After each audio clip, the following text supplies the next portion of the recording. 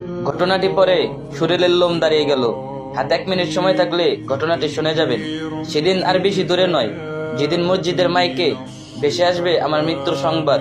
সেই খবরটা শুনে কেউ ভেঙে পড়বে কান্নায়, আবার কেউ বলবে যাক ভালোই হলো, আপদ বিদায় হলো, এই দুনিয়ার দুঃখ যন্ত্রণা থেকে মুক্তি পেল। আমি তখন সাদা কাফনের কাপড়ে নিতর হয়ে শুয়ে থাকবো। মানুষের ভিড় আমার চারপাশে, কিন্তু আমার ঠোঁট আর নড়বে না। যারা একদিন আমার হাসি পছন্দ করত, আজ তারা কেবল নিঃশ্বাস ফেলে বলবে, কালকেই তো দেখছিলাম মানুষটাকে, কি অল্প সময়ে চলে গেল। এরপর আমাকে কবরের দিকে নিয়ে যাওয়া হবে। কেউ কাঁধে নেবে, কেউ পেছনে হাঁটবে, কেউ মুখে দোয়া পড়বে, আবার কেউ মনে মনে ভাববে আজ সে, কাল হয়তো আমি। কবর খুঁড়ে যখন আমাকে নামানো হবে, সেই ঠান্ডা আধারে ভরা গর্তে ঢুকতেই বুক কেঁপে উঠবে। মাটির মুঠো ছিটানো হবে মাথার উপরে, প্রতিটি মাটির কণা যেন বজ্রের মতো আঘাত করবে আত্মার উপর।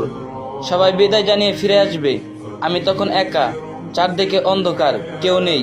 ঠিক সেই মুহূর্তে হাজির হবে 2 ফেরেশতা, মুনকার ও নাকির। তাদের ভয়ঙ্কর রূপ রাজ্যধ্বনির মতো কণ্ঠে ধ্বনিত হবে প্রশ্ন, কে তোমার রব, তোমার দিন কি, তোমার নবী কে? সঠিক উত্তর দিতে পারলে কবর বিস্তৃত হবে জান্নাতের বাগানের মতো, আলোর ঝর্ণা প্রবাহিত হবে চারদিকে।